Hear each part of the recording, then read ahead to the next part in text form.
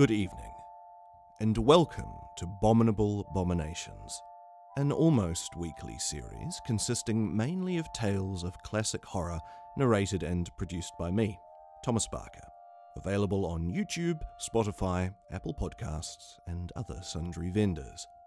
Tonight, I present to you The Mezzotint by M.R. James.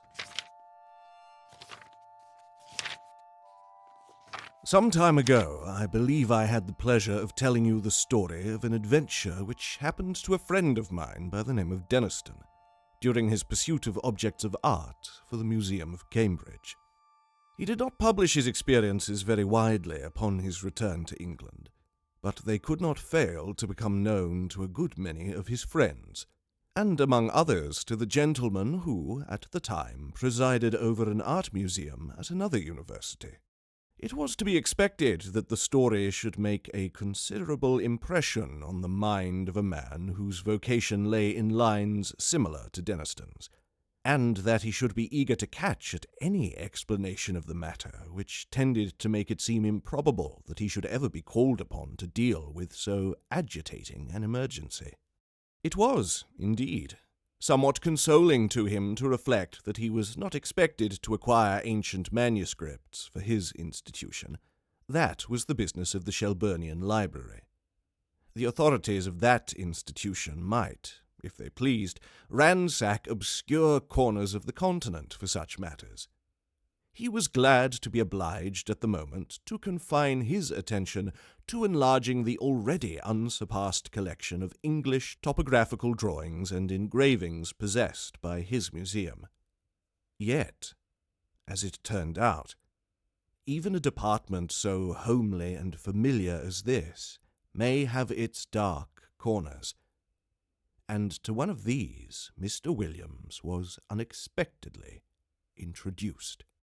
Those who have taken even the most limited interest in the acquisition of topographical pictures are aware that there is one London dealer whose aid is indispensable to their researches. Mr. J.W. Britnell publishes at short intervals very admirable catalogues of a large and constantly changing stock of engravings, plans, and old sketches of mansions, churches, and towns in England and Wales. These catalogues were, of course, the ABC of his subject to Mr. Williams, but as his museum already contained an enormous accumulation of topographical pictures, he was a regular rather than a copious buyer, and he rather looked to Mr. Britnell to fill up gaps in the rank and file of his collection than to supply him with rarities. Now, in February of last year, there appeared upon Mr. Williams's desk at the museum a catalogue from Mr. Britnell's emporium, and accompanying it was a typewritten communication from the dealer himself. This letter ran as follows. Dear Sir, we beg to call your attention to number 978 in our accompanying catalogue, which we shall be glad to send on approval. Yours faithfully, J.W. Britnell. To turn to number 978 in the accompanying catalogue was, with Mr. Williams, as he observed to himself, the work of a moment, and in the place indicated he found the following entry. 978. Unknown. Interesting Mezzotint. View of a manor house, early part of the century, 15 by 10 inches, black frame, £2 2 shillings. It was not especially exciting, and the price seemed high. However, as Mr. Britnell, who knew his business, and his customer seemed to set store by it, Mr. Williams wrote a postcard asking for the article to be sent on approval, along with some other engravings and sketches which appeared in the same catalogue. And so he passed, without much excitement of anticipation, to the ordinary labours of the day. A parcel of any kind always arrives a day later than you expect it, and that of Mr. Britnell proved, as I believed the right phrase goes, no exception to the rule. It was delivered at the museum by the afternoon post of Saturday, after Mr. Williams had left his work, and it was accordingly brought round to his rooms in college by the attendant, in order that he might not have to wait over Sunday before looking through it and returning such of its contents as he did not propose to keep. And here he found it when he came in to tea, with a friend. The only item with which I am concerned was the rather large, black-framed Mezzotint, of which I have already quoted the short description given in Mr. Britnell's catalogue.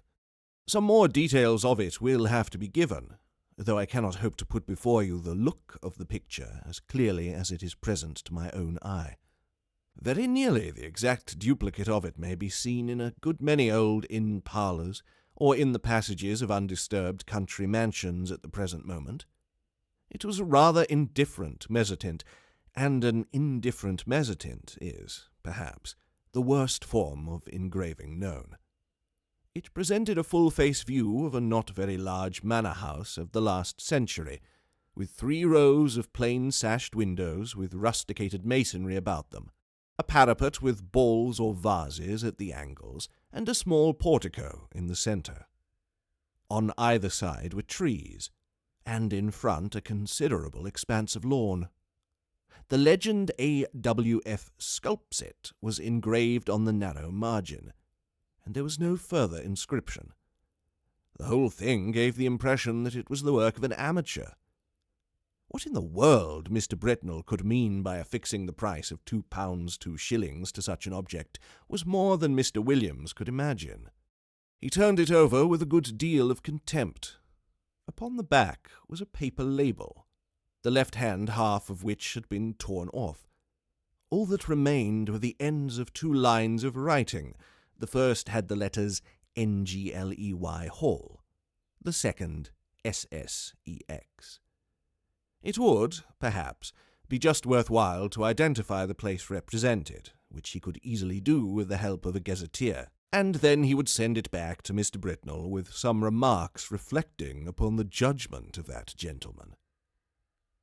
He lighted the candles, for it was now dark, made the tea, and supplied the friend with whom he had been playing golf, for I believe the authorities of the university I write of indulge in that pursuit by way of relaxation, and tea was taken to the accompaniment of a discussion which golfing persons can imagine for themselves, but which the conscientious writer has no right to inflict upon any non-golfing persons. The conclusion arrived at was that certain strokes might have been better, and that in certain emergencies neither player had experienced that amount of luck which a human being has a right to expect. It was now that the friend, let us call him Professor Binks, took up the framed engraving and said, "What's this place, Williams?" "Just what I'm going to try to find out," said Williams, going to the shelf for a gazetteer. "Look at the back. Somethingly Hall, either in Sussex or Essex. Half the name's gone, you see. You don't happen to know it, I suppose?" "It's from that man Britnell, I suppose, isn't it?" said Binks. "Is it for the museum?" "Well, I think I should buy it if the price was 5 shillings, said Williams, "but for some unearthly reason he wants 2 guineas for it. I can't conceive why. It's a wretched engraving, and there aren't even any figures to give it life." "It's not worth 2 guineas, I should think," said Binks. "But I don't think it's so badly done. The moonlight seems rather good to me, and I should have thought there were figures, or at least a figure, just on the edge in front." "Let's look," said Williams. "Well, it's true the light is rather cleverly given. Where's your figure?" "Oh, yes, just the head, in the very front of the picture." And indeed there was. Hardly more than a black blot on the extreme edge of the engraving. The head of a man or woman, a good deal muffled up. The back turned to the spectator, and looking towards the house. Williams had not noticed it before. "Still," he said, "though it's a cleverer thing than I thought, I can't spend 2 guineas of museum money on a picture of a place I don't know." Professor Binks had his work to do, and soon went, and very nearly up to hall time Williams was engaged in a vain attempt to identify the subject of his picture. If the vowel before the ing had only been left, it would have been easy enough, he thought, but as it is, the name may be anything from Guestingly to Langley, and there are many more names ending like this than I thought, and this rotten book has no index of terminations. Hall in Mr. Williams's college was at 7. It need not be dwelt upon, the less so as he met there colleagues who had been playing golf during the afternoon, and words with which we have no concern were freely bandied across the table. Merely golfing words, I would hasten to explain. I suppose an hour or more to have been spent in what is called common room after dinner. Later in the evening some few retired to William's rooms, and I have little doubt that whist was played and tobacco smoked. During a lull in these operations, William picked up the Mezzotint from the table without looking at it, and handed it to a person mildly interested in art, telling him where it had come from and the other particulars which we already know. The gentleman took it carelessly, looked at it, then said, in a tone of some interest, "It's really a very good piece of work, Williams. It has quite a feeling of the Romantic period. The light is admirably managed, it seems to me, and the figure, though it's rather too grotesque, is somehow very impressive." "Yes, isn't it?" said Williams, who was just then busy giving whisky and soda to others of the company, and was unable to come across the room to look at the view again. It was by this time rather late in the evening, and the visitors were on the move. After they went, Williams was obliged to write a letter or two and clear up some odd bits of work. At last, some time past midnight, he was disposed to turn in, and he put out his lamp after lighting his bedroom candle. The picture lay face upwards on the table where the last man who looked at it had put it, and it caught his eye as he turned the lamp down. What he saw made him very nearly drop the candle on the floor, and he declares now if he had been left in the dark at that moment he would have had a fit. But, as that did not happen, he was able to put down the light on the table and take a good look at the picture. It was indubitable, rankly impossible, no doubt, but absolutely certain. In the middle of the lawn, in front of the unknown house, there was a figure where no figure had been at 5 o'clock that afternoon. It was crawling on all fours towards the house, and it was muffled in a strange black garment with a white cross on the back. I do not know what is the ideal course to pursue in a situation of this kind. I can only tell you what Mr. Williams did. He took the picture by one corner and carried it across the passage to a second set of rooms which he possessed. There he locked it up in a drawer, sported the doors of both sets of rooms, and retired to bed. But first he wrote out and signed an account of the extraordinary change which the picture had undergone since it had come into his possession. Sleep visited him rather late, but it was consoling to reflect that the behaviour of the picture did not depend upon his own unsupported testimony. Evidently the man who had looked at it the night before had seen something of the kind as he had. Otherwise he might have been tempted to think that something gravely wrong was happening either to his eyes or his mind.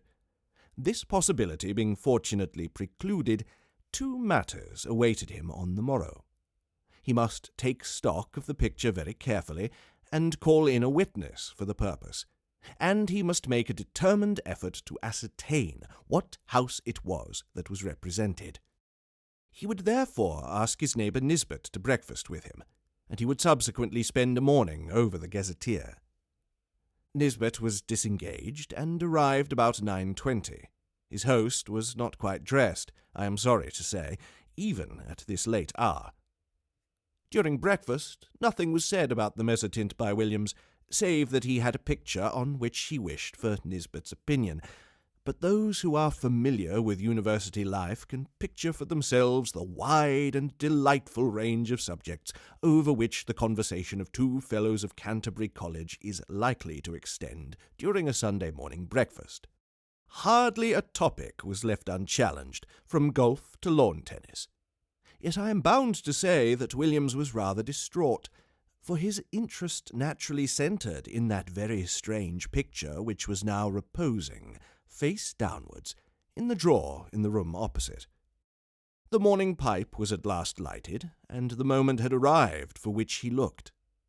With very considerable, almost tremulous excitement, he ran across, unlocked the drawer, and, extracting the picture, still face downwards, ran back and put it into Nisbet's hands. "Now," he said, "Nisbet, I want you to tell me exactly what you see in that picture. Describe it, if you don't mind, rather minutely. I'll tell you why afterwards." "Well," said Nisbet, "I have here a view of a country house, English, I presume, by moonlight." "Moonlight? You're sure of that?" "Certainly. The moon appears to be on the wane, if you wish for details, and there are clouds in the sky." "All right. Go on." "I'll swear," added Williams in an aside, "there was no moon when I saw it first." "Well, there's not much more to be said," Nisbet continued. "The house has 1, 2, 3 rows of windows, 5 in each row, except at the bottom where there's a porch instead of the middle one, and—" "But what about the figures?" said Williams, with marked interest. "There aren't any," said Nisbet. "But—" "What? No figure on the grass in front?" "Not a thing." "You'll swear to that?" "Certainly I will. But there's just one other thing." "What?" "Why, one of the windows on the ground floor, left of the door, is open." "Is it really so? My goodness! He must have got in," said Williams, with great excitement, and he hurried to the back of the sofa on which Nisbet was sitting, and catching the picture from him, verified the matter for himself. It was quite true. There was no figure, and there was the open window. Williams, after a moment of speechless surprise, went to the writing-table and scribbled for a short time. Then he brought 2 papers to Nisbet, and asked him first to sign one. It was his own description of the picture, which you have just heard, and then to read the other, which was Williams's statement, written the night before. "What can it all mean?" said Nisbet. "Exactly," said Williams. "Well, one thing I must do, or 3 things, now I think of it. I must find out from Garwood," this was his last night's visitor, "what he saw, and then I must get the thing photographed before it goes further, and then I must find out what the place is." "I can do the photographing myself," said Nisbet, "and I will, but, you know, it looks very much as if we were assisting at the working out of a tragedy somewhere. The question is, has it happened already, or is it going to come off? You must find out what the place is. Yes," he said, looking at the picture again. "I expect you're right. He has got in, and if I don't mistake, there'll be the devil to pay in one of the rooms upstairs." "I'll tell you what," said Williams. "I'll take the picture across to old Green." This was the senior fellow of the college who had been bursar for many years. "It's quite likely he'll know it. We have property in Essex and Sussex, and he must have been over the 2 counties a lot in his time." "Quite likely he will," said Nisbet. "But just let me take my photograph first. But look here, I rather think Green isn't up today. He wasn't in Hall last night, and I think I heard him say he was going down for the Sunday." "That's true, too," said Williams. "I know he's gone to Brighton. Well, if you'll photograph it now, I'll go across to Garwood and get his statement, and you keep an eye on it while I'm gone. I'm beginning to think 2 guineas is not a very exorbitant price for it now." In a short time he had returned, and brought Mr. Garwood with him. Garwood's statement was to the effect that the figure, when he had seen it, was clear of the edge of the picture, but had not got far across the lawn. He remembered a white mark on the back of its drapery, but could not have been sure it was a cross. A document to this effect was then drawn up and signed, and Nisbet proceeded to photograph the picture. "Now what do you mean to do?" he said. Are you going to sit and watch it all day?" "Well, no, I think not," said Williams. "I rather imagine we're meant to see the whole thing. You see, between the time I saw it last night and this morning, there was time for lots of things to happen, but the creature only got into the house. It could easily have got through its business in the time and gone to its own place again, but the fact of the window being open, I think, must mean that it's in there now. So I feel quite easy about leaving it. And besides, I have a kind of idea that it wouldn't change much, if at all, in the daytime.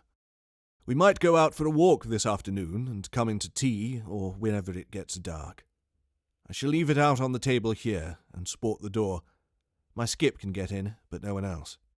The three agreed that this would be a good plan, and further, that if they spent the afternoon together they would be less likely to talk about the business to other people, for any rumour of such a transaction as was going on would bring the whole of the Phasmatological Society about their ears. We may give them a respite until 5 o'clock. At or near that hour, the three were entering Williams's staircase. They were at first slightly annoyed to see that the door of his rooms was unsported, but in a moment it was remembered that on Sunday the skips came for orders an hour or so earlier than on weekdays. However, a surprise was awaiting them. The first thing they saw was the picture leaning up against a pile of books on the table, as it had been left, and the next thing was Williams's skip, seated on a chair opposite, gazing at it with undisguised horror. How was this? Mr. Filcher, the name is not my own invention, was a servant of considerable standing, and set the standard of etiquette to all his own college and to several neighbouring ones, and nothing could be more alien to his practice than to be found sitting on his master's chair, or appearing to take any particular notice of his master's furniture or pictures. Indeed, he seemed to feel this himself. He started violently when the three men were in the room, and got up with a marked effort. Then he said, "I ask your pardon, sir, for taking such a freedom as to set down." "Not at all, Robert," interposed Mr. Williams.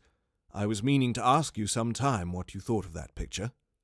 "Well, sir, of course I don't set up my opinion against yours, but it ain't the picture I should hang where my little girl could see it, sir." "Wouldn't you, Robert? Why not?" "No, sir. Why, the poor child. I recollect once she see a door Bible, with pictures not half what that is, and we had to set up with her 3 nights or 4 nights afterwards, if you'll believe me. And if she was to catch a sight of this skeleton here, or whatever it is, carrying off the poor baby, she would be in a taking. You know how it is with children, how nervous they get with a little thing and all. But what I should say, it don't seem a right picture to be laying about, sir. Not where anyone that's liable to be startled could come on it. Should you be wanting anything this evening, sir?" "Thank you, sir." With these words, the excellent man went to continue the round of his masters, and you may be sure the gentleman whom he left lost no time in gathering round the engraving.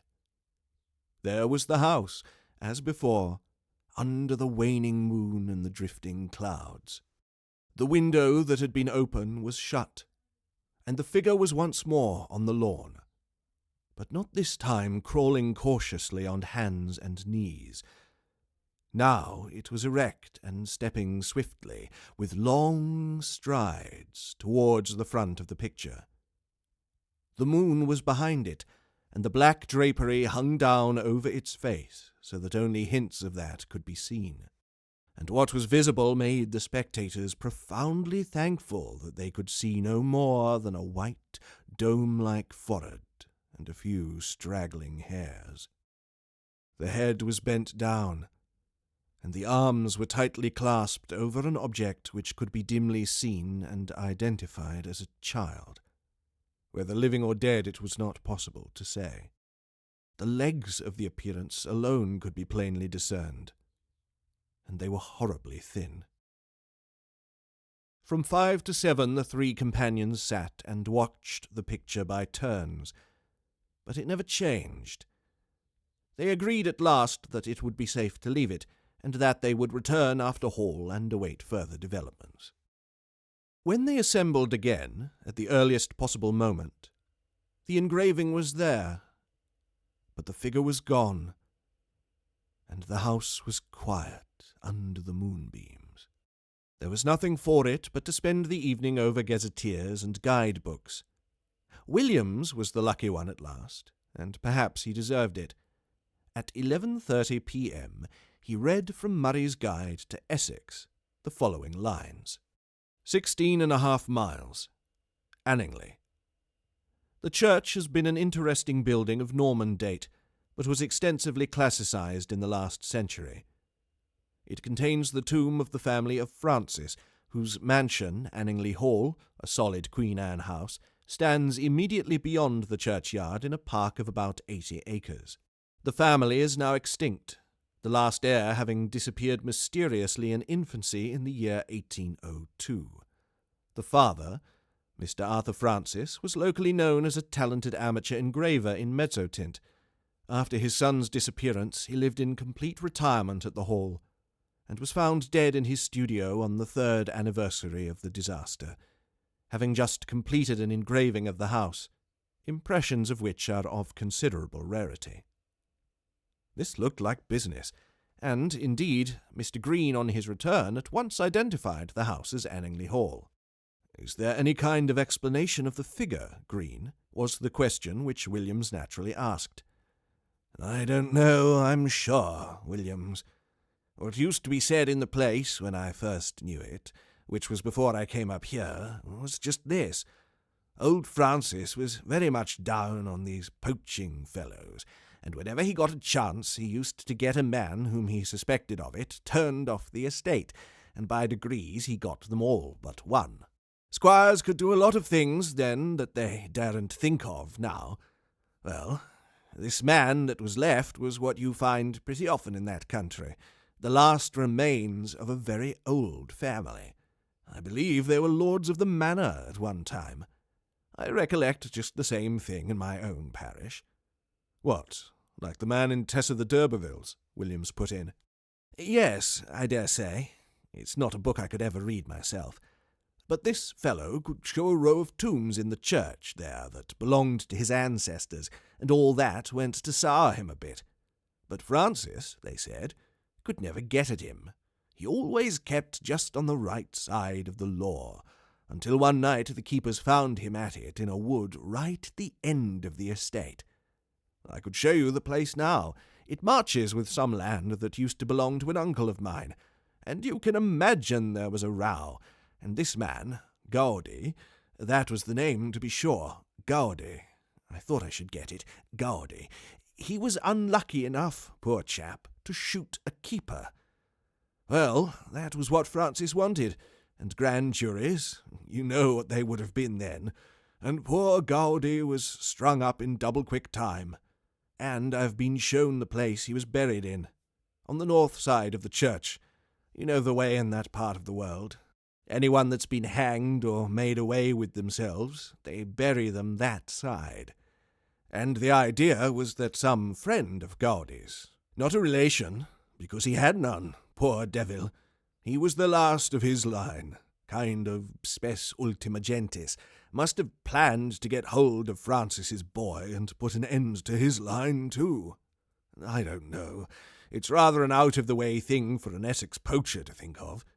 But, you know, I should say now it looks more as if old Gaudy had managed the job himself. Oh, I hate to think of it. Have some whiskey, Williams." The facts were communicated by Williams to Denniston, and by him to a mixed company of which I was one, and the Sadducean professor of ophiology another. I am sorry to say that the latter, when asked what he thought of it, only remarked, "Oh, those Bridgeford people will say anything," a sentiment which met with the reception it deserved. I have only to add that the picture is now in the Ashleighan Museum, that it has been treated with a view to discovering whether sympathetic ink has been used in it, but without effect, that Mr. Britnell knew nothing of it save that he was sure it was uncommon, and that, though carefully watched, it has never been known to change again.